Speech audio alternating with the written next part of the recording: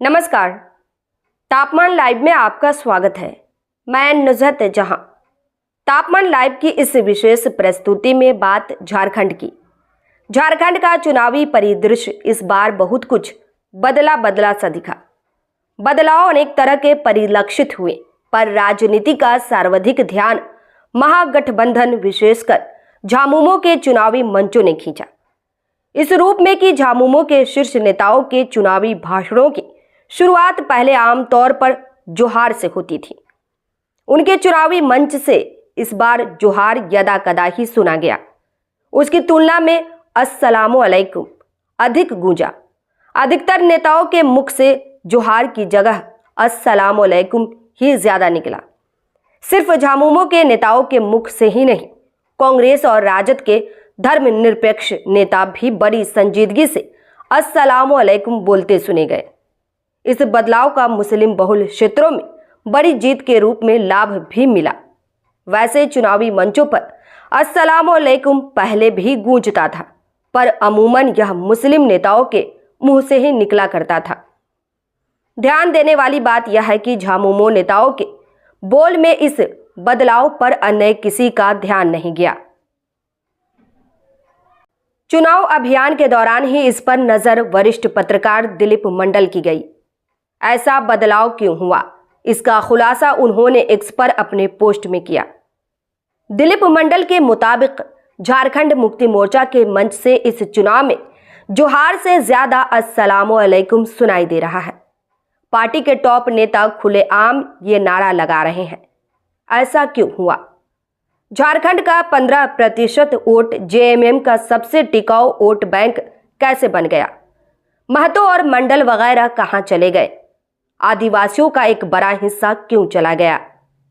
झारखंड आंदोलन के साथ मुस्लिमों के संबंध को इसी बात से समझिए कि इस आंदोलन के दौरान सबसे बड़ी हिंसा संथाल परगना के चिरूडीह में हुई थी, जिसमें मरने वाले मुसलमान थे। उस समय कांग्रेस झारखंड आंदोलन का दमन करती थी और मुसलमान कांग्रेस के साथ थे। जमीन का झगड़ा जगह जगह हो रहा था। चिरूडीह हिंसा में वारंट होने के कारण 21 जुलाई 2024 को शिबू सोरेन को मनमोहन कैबिनेट से निकाल दिया गया, क्योंकि मनमोहन सरकार मुसलमानों को नाराज नहीं कर सकती थी।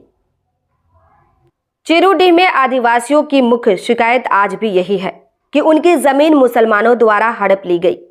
आदिवासी लड़की से शादी करके ये काम होता है।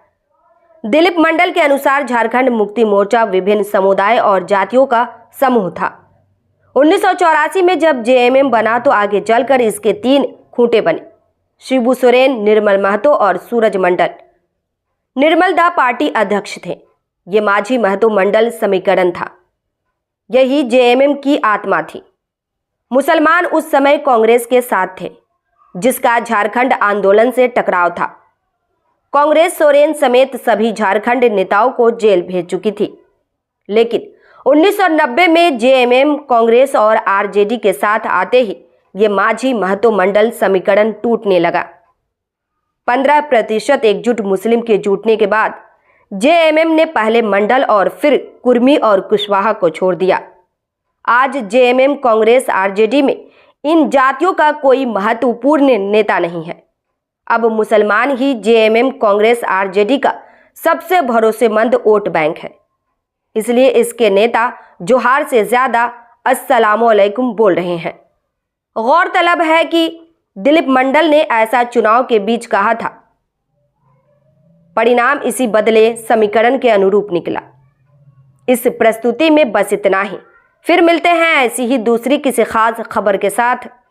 तापमान लाइव की यह प्रस्तुति पसंद आई हो तो अपनी प्रतिक्रिया जरूर दीजिएगा। तापमान लाइव चैनल को देखिए, शेयर कीजिए, लाइक कीजिए और सब्सक्राइब अवश्य कीजिए। धन्यवाद।